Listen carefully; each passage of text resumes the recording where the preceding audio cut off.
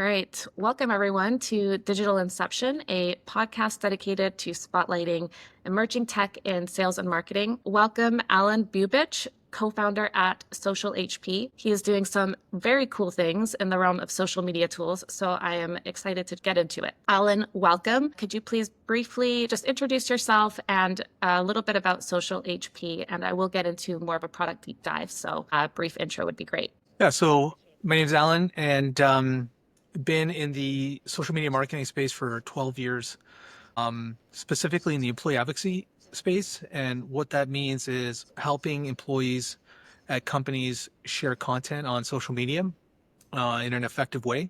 I think we've done over 3.6 million employee shares over the course of 12 years. During that time, we got a lot of feedback from a lot of customers and learned a lot of lessons based on raw data that we were able to look at because we have access to see all of the posts, all of the engagement, and determine what's effective and what's not. So, what inspired you to start this company, and what was your journey like getting to where you are today? Yeah, so I was working at Scotiabank, which is one of the big five banks here in Canada. And yeah, every day I did what's called the March of the Penguins, is what I called it. You know, just kind of waddling into work. You look like every other penguin. People didn't really appreciate the effort that you put, what it meant to the company. And I think just, after 2 years, 3 years of that, feeling like a cog in a wheel, I realized, this is not what I want to do for the rest of my life. So that was really the catalyst, was working at the most corporate, boxed in, staunch type of environment that you could. I said, yeah, this is not for me. And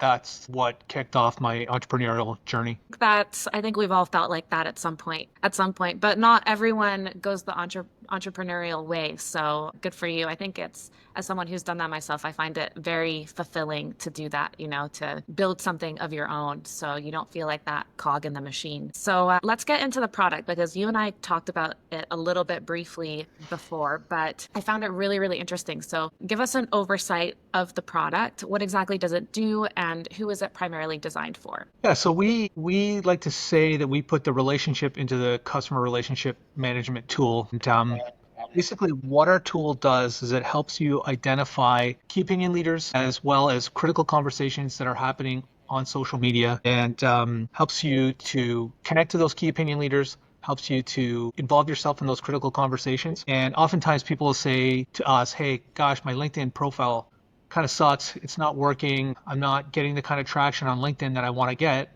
And one of the things that I find is that LinkedIn, and I'm using LinkedIn agnostically, Facebook, Twitter, they're all kind of the same. They're not great at identifying who you should be connecting to. And even if, you use SalesNav or similar tools, you can look for your kind of ideal customer profile, your ICP. You can try to target kind of job titles and reverse engineer. But what ends up happening is, I think there's thought leaders, there's influencers, there's what people call them key opinion leaders within the different industries, within different kind of topic areas, whether that's AI, thought leadership, sustainability. There's definitely thought leaders in all of those different types of industries. How do I figure out who they are? How do I connect to them in a meaningful way? How do I start to build relationships with those people? And how do I start to identify the people who are interested in what those thought leaders are bringing to the table, and start to widen the influence and sphere of circle of influence that I want to be involved in. So that's kind of what we do that's wildly different than anybody else out there. Yeah. I think there's a huge need for that, even just working with a lot of SaaS companies out there. They all target, they all have like a list of accounts that they target as well. And LinkedIn is not very intuitive. Even if you have Sales Navigator in LinkedIn, it's still not very useful, in my opinion, like from my own experience using it. So what kind of unique features or capabilities, and I know there were a few that you mentioned before, I'd love for you to talk about them, that would be very useful compared to, say, like what LinkedIn offers today? Yeah, so I mean, to really make a concrete example, I think that hopefully will bring it home for people. You go into LinkedIn Sales Navigator, you make a list of leads, and that's great. But that's only part of the battle, meaning it takes 7 to 10 touches to start to build trust. And that's what we all want to do, particularly when you're selling big ticket items in a B2B space where domain expertise is valuable. Let's take, for example, I'm selling medical imaging devices, an MRI machine that's $1.2 million. Or in my case, we sell organizational thought leadership. These packages are massive. They're 100K and up. People want to know that you're a domain expert. People want to understand that you're trustworthy. Um, Hmm. and those things aren't going to happen in one touch. You're not going to shoot one email and have someone, stroke a check for 100K or 25K or whatever that number is.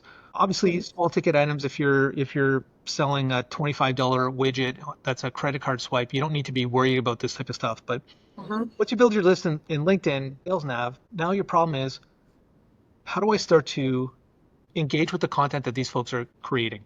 So I've Hmm. got Bob, Cindy, Mary. That's great. They're in my LinkedIn Navigator. But then I need to go into LinkedIn Sales Nav every day. Then I need to click on each person, go to their profile, then go look for their posts, and Hmm. then engage with those posts. That's Yeah. what I need to do to start to build those relationships. And that's obviously something anyone can do, but it's massively Mhm. time consuming and tedious. Oh yeah, And yeah. so what we've tried to do is aggregate all that data, whether that's on Twitter, whether that's on LinkedIn, wherever, of the folks that you've identified that are kind of key accounts for you, and build almost like your own newsfeed view specifically of those folks that you're interested in. And then, of course, using the magic of AI that's so prevalent today, we will analyze your existing marketing material to come up with kind of your value add propositions that we store in a bucket. So you'll have Mhm. 5, 10, 15, 20 value added propositions that's unique to your company. So as you're grooming your list of target accounts, you can start to interact with their content. And guess what? You don't even have to go back and knock on the door at marketing because they've already uploaded all their use cases, case studies, and all the other marketing material. So you can just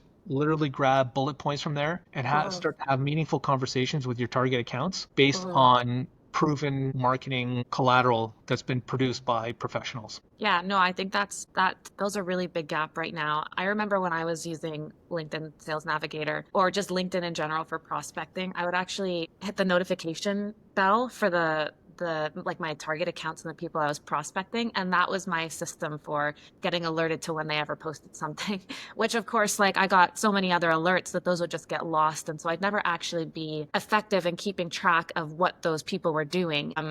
I see like huge value in being able to curate your own feed with your target prospects so that you, as soon as they post, they show up there, you can go in there, engage. I imagine that would save any salesperson just a ton of time. Also just tedious, like really labor intensive work that it's not fun, right? And LinkedIn too, something you had mentioned before in our last conversation is it curates your feed based on all kinds of different factors, Criteria. right? It takes a lot of different things into account, not just, who you're targeting. So you're getting so much noise on your feed that has nothing to do with prospecting. So it's really not very effective at helping salespeople at all in that sense.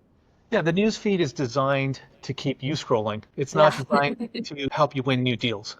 And so Exactly. that's kind of a new thing that we've been kind of bantering around internally. Every social media platform has a news feed. We help you build a sales feed. True. And that's maybe the best way to think of it is, how do I get hyper focused on when I'm in sales mode Mhm. to grab a list of people that I want to start to build relationships with.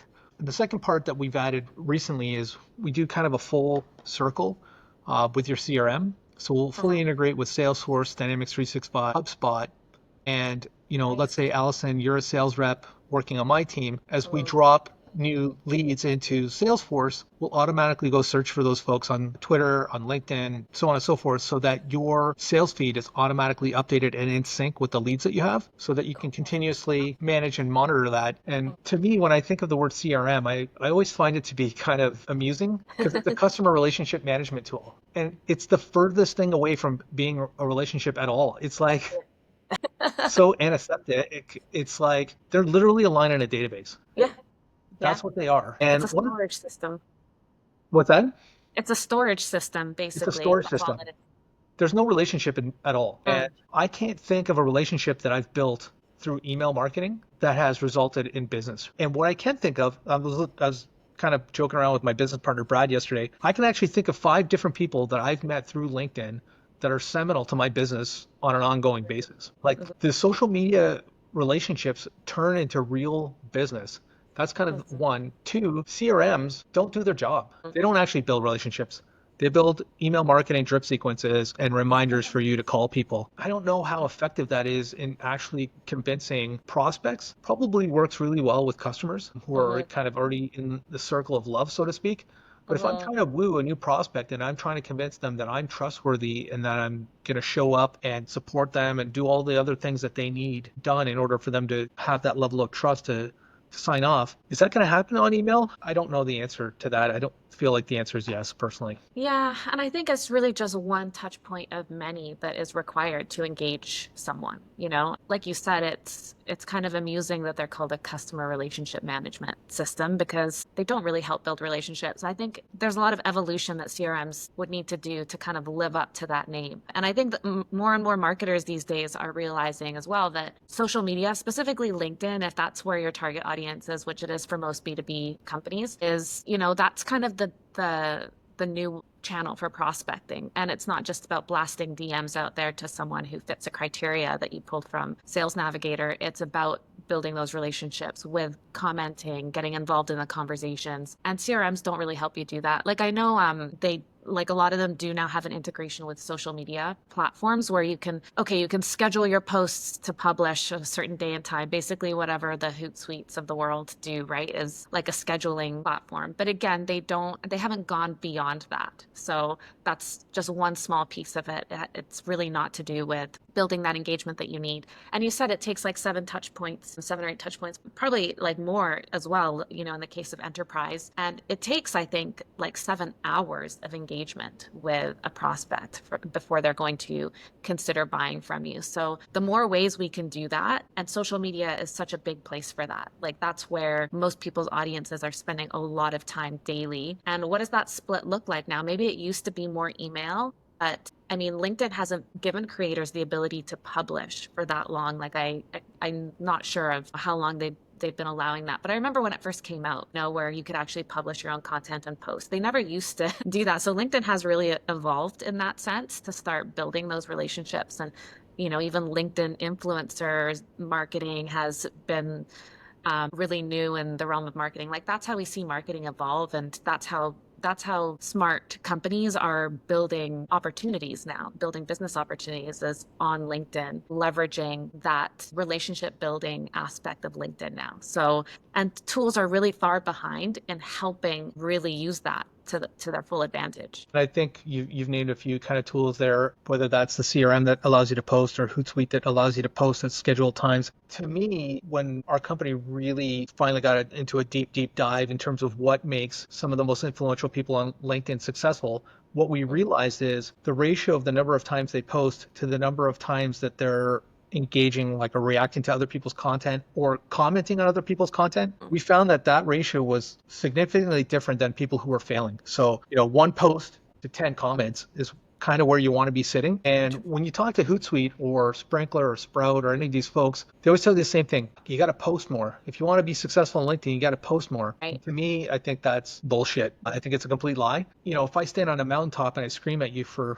10 hours, at some point you're just going to tune me out. And, Yeah. you know, if you want to pull it back to that kind of Dale Carnegie thought process, who's the most interesting person in the party? It's the person who's Right. asking you questions. It's the person who's pulling information Mhm. out of you. And I'm sure there's Mhm. probably a lot of people who are rolling their eyes and saying, oh, I'm not going to spend time on LinkedIn and this and that. Well, we go to conferences all the time. And, you know, in a great conference, if I chat to 50 people or 100 people at a conference, that's a huge home run for me. That's a huge win. Just imagine LinkedIn. You can sit Yeah. there and talk to 50 people every day for no Yeah. cost.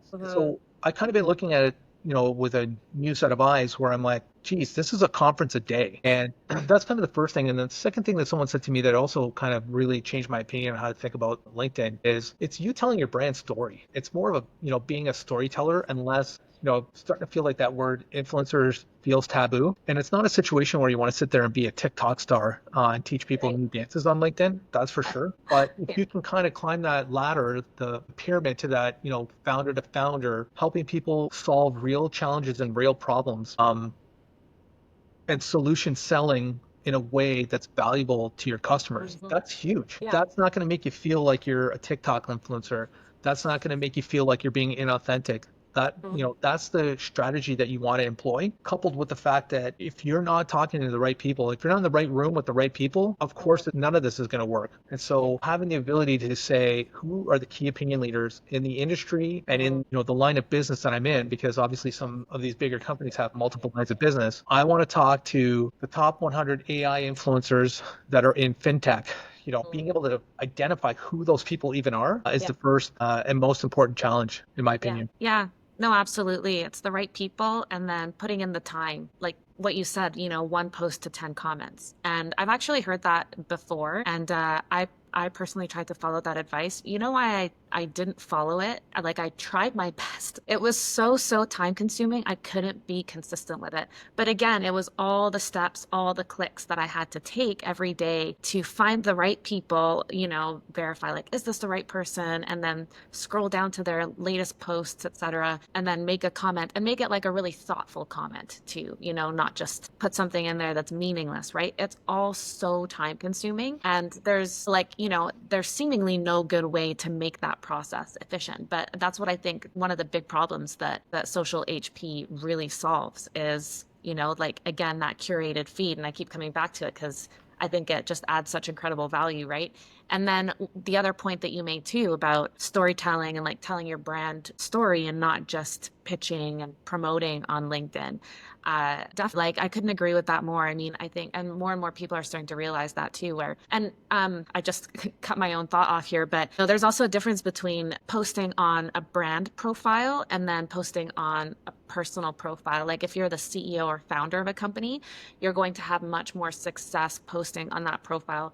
For one, LinkedIn doesn't want posting and getting lots of free impressions, right? They want them paying. But for personal brands, they seem to really encourage that thought leadership aspect. But it also gives those brands an opportunity for the founders to tell more of a personal story too, right? And talk about their inspiration and why that inspiration led to this solution that's solving X pain point. So I think that because of that, the posts on those personal brands are so much more powerful and are so much more effective at actually engaging an audience and eventually leading those relevant prospects into the sales pipeline. And that's why LinkedIn is just such a game changer in organic social, right? Like we don't have to pay for, I hate to say it if anyone from LinkedIn is listening, but like we don't have to pay for LinkedIn advertising anymore because it's so expensive and you don't always know if you're getting the right people and you have to hit them up 7 or 8 times. So that's even more advertising dollars. Like I know companies who have spent hundreds of thousands of dollars on LinkedIn ads and not seen any results. Whereas organically, you don't have to pay anything. It's just about telling the right story to the right people. And you can get all the free impressions you want with good content, right? Good, genuine, authentic content. So you tackled 3 things there that I'll try to go through. One, identifying the right conversations to kind of insert yourself in.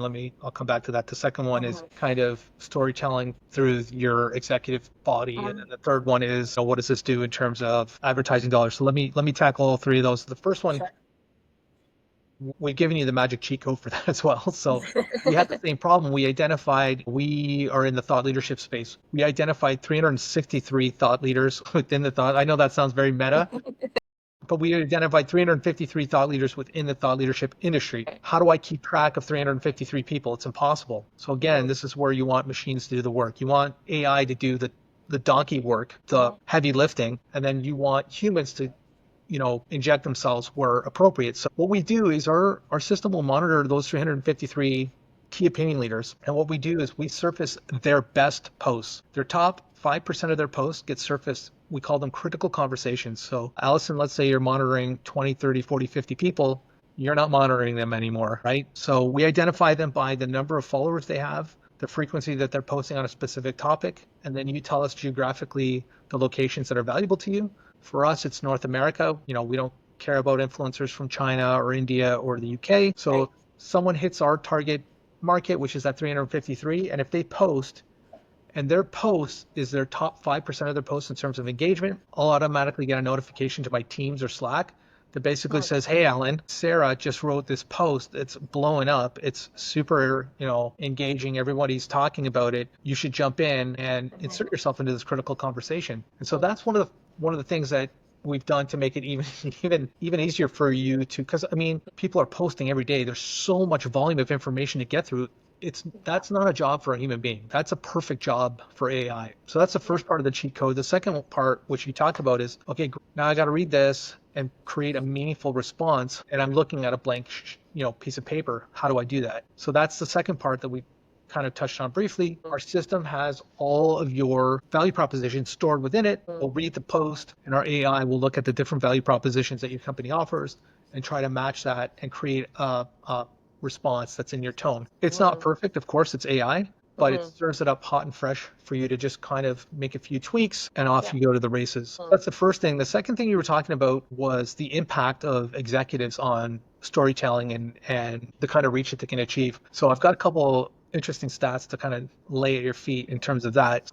We did a fireside chat with LinkedIn about 2 weeks ago. I mean, we helped them with some data. They helped us with some data. What they found was that CEOs and executives receive 4 times the impressions and engagement that a regular rank and file employee does. Well, we took that one step further. We analyzed the Fortune 500 CEOs and we analyzed the Fortune 500 LinkedIn corporate pages, and we set them side by side. And I'm going to tell you the number, and the number sounds so astronomical. When I tell it to you, it's going to sound comical, but we literally reviewed the numbers 10 times. It's 108x more effective when an executive posts over the LinkedIn page. Wow. It's not even close. And so you start to think about it, and everyone, all of us are marketers, and we've all posted something on our LinkedIn corporate page or Facebook fan page. The impressions are abysmal. The engagement is, you might as well flush it down the toilet, and it goes into the void, right? So what these networks and social media networks are realizing is when you have people want to talk to people and not logos. So they've intentionally dialed down the amount of impressions that they're handing out to corporate pages. And if you analyze your feed, we also did this, you'll know that 42% of the posts that you get in your feed are for first degree connections, 34% are second degree impressions. I think it's something like 13, 14% are ads, and then 4.3% are corporate page posts. So something's dominating. It's almost like 75, 80% of the stuff that you see in your feed are from people on purpose. So if you're trying to get your brand story out there and you're trying to do it in a way that's effective, that's going to get people to trust you. I can't remember the last time I had a meaningful interaction with the Unilever homepage. I can tell you it's probably been never. But if the Unilever CEO is posting, right away, that feels more authentic, believable, and engageable to me. And obviously that's anecdotal, but the data supports that that's what is working. And then the third one you're talking about is LinkedIn advertising and the insanely astronomical costs around that. That's a challenge for all of us. I mean, we're looking at $12 a click on our LinkedIn posts, and to a certain point, to your point, you start to think about that on a per click basis. You're like, first of all, you're like, okay, that's a lot. Please, no one click on this by accident. We don't want any misclicks on this. But when you then start to think about what does it look like to capture a customer, to your point, you're looking at 7 to 10 clicks. So that $12 is more like $120 before you even get them into the demo. Yeah. And how many of those 10x clicks does it take before you carve out a single demo? It is really expensive to advertise on LinkedIn. I can't make the math work. Maybe you can, or other people have been able to, but I find it very, very difficult to figure out how to back out that math in an effective way. Yeah, honestly, I never have been able to. And, any clients that ever come to me and say, I want to try LinkedIn ads, I just suggest organic LinkedIn instead.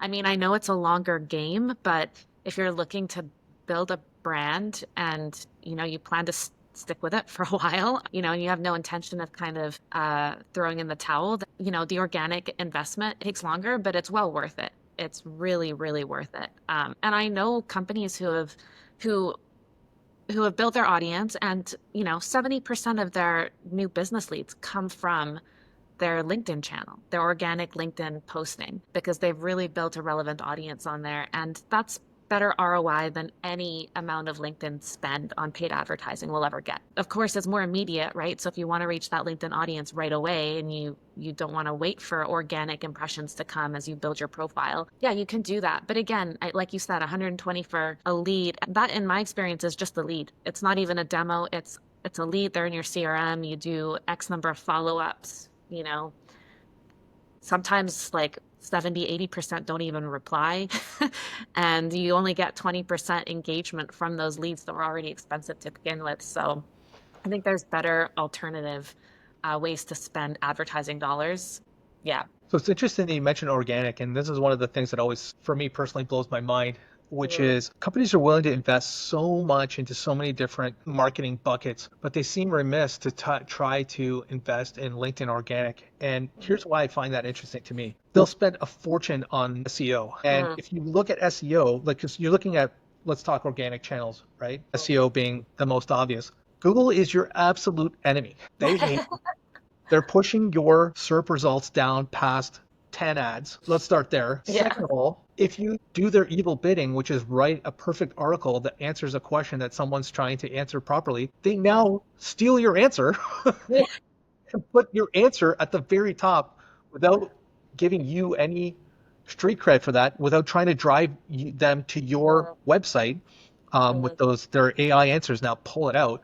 They want you to stay on Google. They don't want to drive you to their page. And if you jump on LinkedIn and you look at Peter Caputa's posts, I'm trying to remember his company name. I want to say it's DataBox. There's just a dozen different people out there who are now demonstrating where your search engine results are tanking Mhm. because Google's trying to serve up the answers. They're pushing, they want you to pay.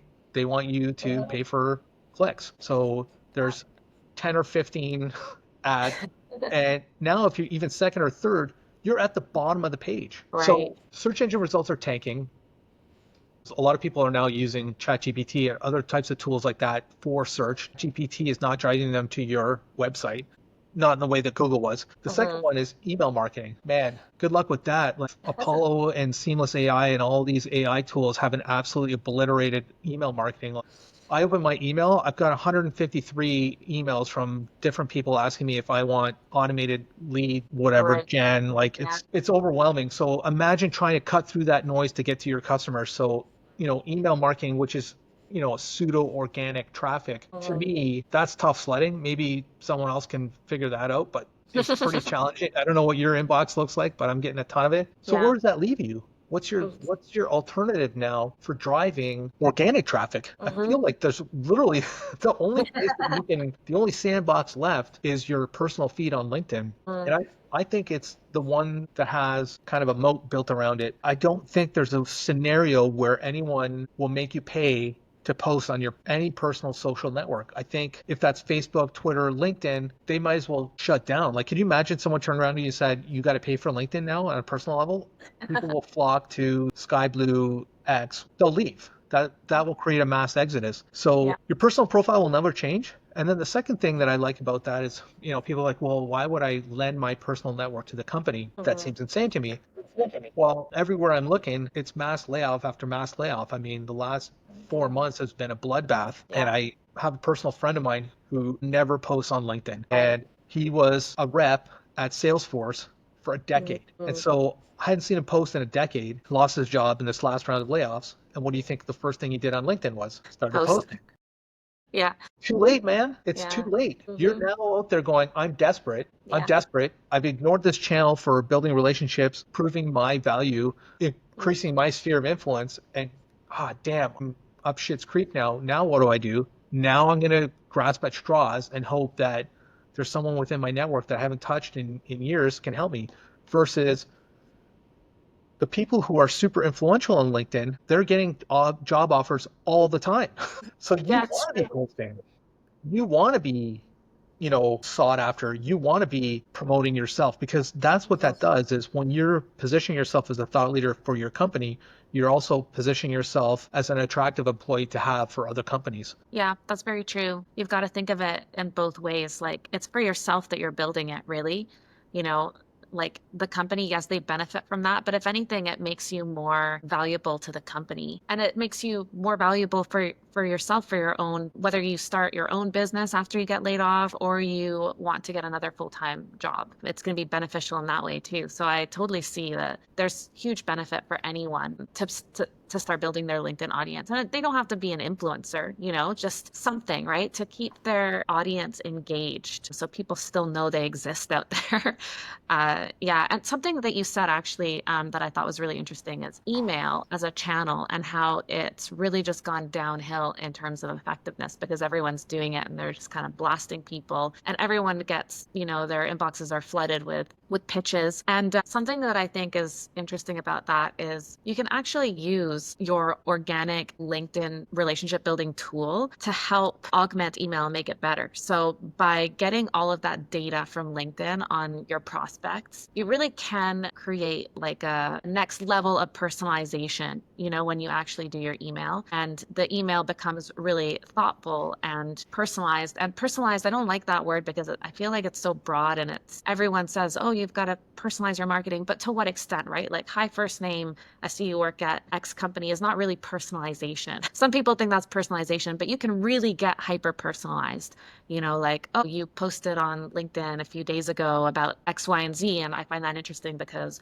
whatever, like that level of personalization is different and can be effective, but you can't get that until you have that data and that research. So you're still relying on that social component to really complement email efforts. So I think that organic social still touches some of those other channels that you talk about and makes them more effective than they are now. Yeah, that's a very good point. Yeah. So one thing I wanted to ask you about is specific customer stories. If you've got like one or two customer success stories using social HP and how they used it and what they were able to achieve by using it. Well, this is the first one I'm going to ask you to cut. I didn't come Okay, prepared for that. I'm sorry, my no brain. problem. I can't think No of. problem. No problem. That's a tough one if you haven't given it some thought Yeah, prior to. So I don't blame you. I've had I, other people want to cut that one as well. so I can think of three companies that have grown with us and succeeded, but we haven't done like a deep dive case study where I can quote numbers Right. and give you something off the top of my head. So you That's got okay. me. That's all good. Do you want to talk about it at a high level? Like, in general, like what they did with a specific feature or like nothing like that? Or, I think we can skip that one. And okay, the sure. only reason is like our, whatever you want to call it, our growth tool that we only launched that part of it in January, right? So our employee Right. advocacy tool has been around forever. This tool that I'm kind of discussing with you today is like 6 months old. We're just No, getting yeah. our first customers, right? So Yeah, we actually, speaking of which, just signed Snapchat yesterday, which was a big win for us, obviously. oh, nice. But it's Congrats. like our oldest customer on this part of the platform started in Mhm. February. Right, right, right. Got it. What are some emerging trends you see in marketing or sales tech right now? How is your company positioned to capitalize on these trends? Obviously, the biggest one is founders as marketing leaders. It's become so prevalent that LinkedIn has hired 6 employees whose sole reason d'etre is to help CEOs of the Fortune 1000 to find their way to LinkedIn and start to promote their brand on LinkedIn. Obviously, what is it, 3, 4 months ago, the CEO of Salesforce posted his first post on LinkedIn to huge fanfare. So people are starting to understand that founder-led growth is really valuable to their Mm, companies. I think that's obviously the first one. And then, various AI trends in terms of what AI can do. I know people roll their eyes, and I certainly do too as well with that type of stuff. But, as a developer, so I'm a software developer by trade. I hear a yeah. lot of the tools that are coming out with AI for software, and I definitely roll my eyes hard at that. But where AI, I think, has value is we're all running lean marketing teams. Everyone we talk to is saying surprisingly, there's only 3 people on our marketing team. So how can you leverage AI to do a lot of the grunt work that would have been human based and had a real cost associated with it? Mhm, That's where I see AI being really valuable to all kinds of marketing teams. Data mhm, enrichment, helping you identify your ICP in a unique way, helping you mhm. to enrich your ICP to really get much deeper with personalization that you talked about. So to me, those are the two most emergent trends is founder-led growth and executive-led growth. And in case anyone's trying to figure out who those people are on LinkedIn, they call it leadership and executive communications, LEC. So Okay. yeah, everybody's looking at that as kind of the future, I think. Yeah, no, I totally agree. I think that's a great one. I think you're like right there on the edge of this like big trend that is becoming more and more commonly known, I would say, and adopted. And my last question for you is where can listeners go if they want to learn more about social age? Yeah, always happy to help people. with a personalized demo or deep dive or anything that they might need. But if they want to reach us, it's socialhp.com. H is in horse, P is in power. We've got a book a demo page on there. Or if anyone wants to contact me directly, I'm more than happy to jump on a call with them. It's Alan, ALEN, at socialhp.com. And always happy to make myself available. Okay, perfect. Well, thank you again. That wraps up this episode of Digital Inception. So thanks for joining us. It was a really great conversation. I definitely learned a lot. Perfect. Thanks so much, Allison. Thank you.